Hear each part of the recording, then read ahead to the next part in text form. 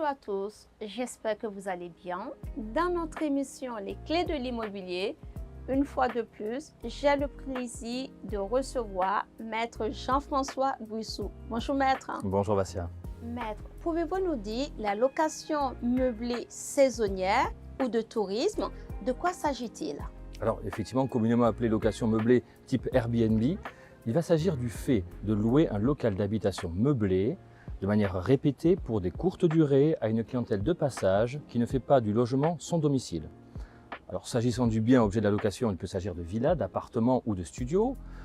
Concernant effectivement les meubles, location meublée, il faut un minimum de meubles évidemment, c'est même réglementé, il y a un décret d'application qui précise qu'il faut tous les ustensiles nécessaires à la vie quotidienne.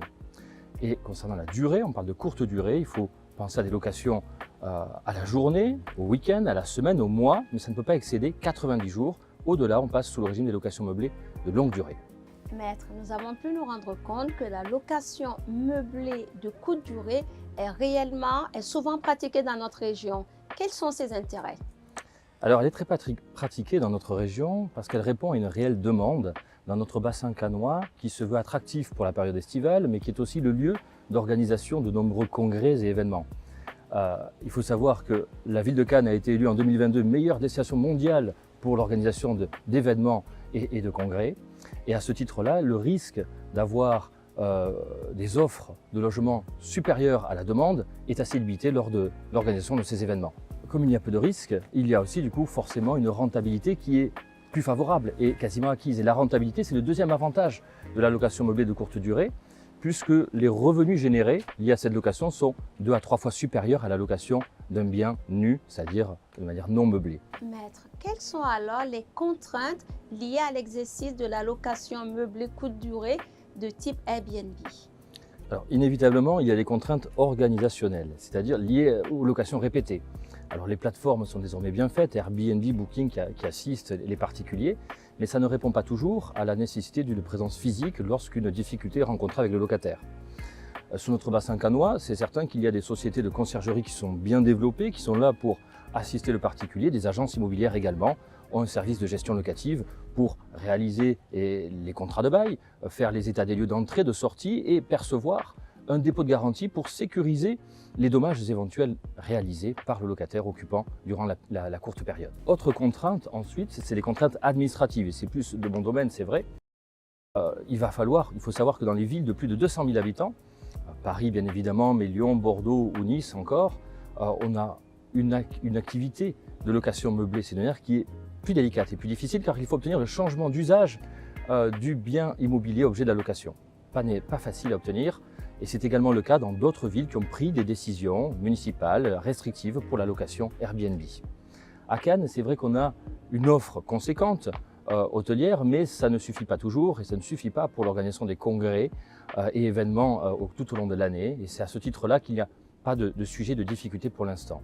En revanche, il y a une double déclaration à réaliser. Une déclaration en mairie qui est systématique. Dès qu'on loue le bien pour une courte durée et de façon meublée, on doit s'enregistrer en mairie, avoir un numéro d'enregistrement de loueur meublé. Ça se fait à Cannes en ligne notamment et c'est assez simplifié. Il faut savoir que cet enregistrement est obligatoire, que ce soit pour la résidence principale ou pour les résidences secondaires. À noter néanmoins que la résidence principale ne peut pas être louée plus de 120 jours par an. Deuxième déclaration à réaliser, c'est la déclaration d'existence auprès du centre des impôts. On va exercer une activité commerciale. L'activité de location meublée de courte durée, c'est une activité commerciale, il faut se déclarer. Et ça, c'est la deuxième déclaration à réaliser. Mais cette activité commerciale, ça a un autre impact. Et ça intéresse particulièrement le notariat. C'est la compatibilité avec le règlement de copropriété lorsque l'objet de la location porte sur un appartement ou sur un studio soumis à ce régime de copropriété. Il est en effet possible que le règlement de copropriété interdise purement et simplement la location type Airbnb, ça arrive, ou alors, s'il ne le dit pas, il peut y avoir des dispositions qui sont en contradiction avec cette activité. Notamment, je pense à la mention que l'on retrouve régulièrement, les appartements ne pourront être occupés que bourgeoisement. C'est une clause d'habitation bourgeoise exclusive que la loi Elan ainsi que la jurisprudence constante désormais analysent comme incompatible avec l'exercice de cette location meublée de courte durée. Et c'est en ce sens que dans notre région, le notaire a ce rôle essentiel de vérifier systématiquement ce que dit le règlement de copropriété pour la parfaite information du candidat acquéreur d'un bien immobilier et surtout de vérifier quelle est la destination souhaitée, projetée par le candidat acquéreur. Est-ce qu'il entend faire de la location meublée ou pas du tout? Donc, de toute façon, on vérifie systématiquement, mais on va apporter cette précision à l'acquéreur pour qu'il sache ce qu'il en est, s'il doit se reporter sur un autre projet immobilier ou s'il entend conserver ce projet-là. Malgré le fait que le règlement de copropriété retient la traditionnelle clause d'habitation bourgeoise, non? Oui, c'est exact.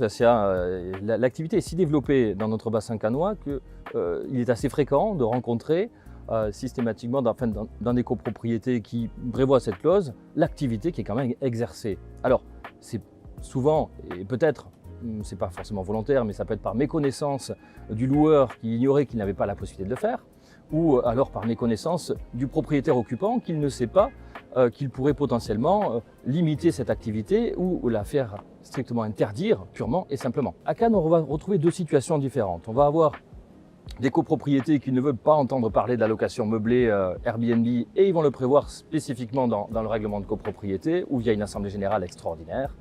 Ou bien au contraire, des propriétaires qui veulent tous exercer ou quasiment tous l'exercice de cette activité. Et à ce titre-là, il y a la possibilité, si le règlement ne le prévoit pas, de délibérer, d'avoir une assemblée générale extraordinaire qui autorise cette activité et qui prévoit ensuite la modification du règlement.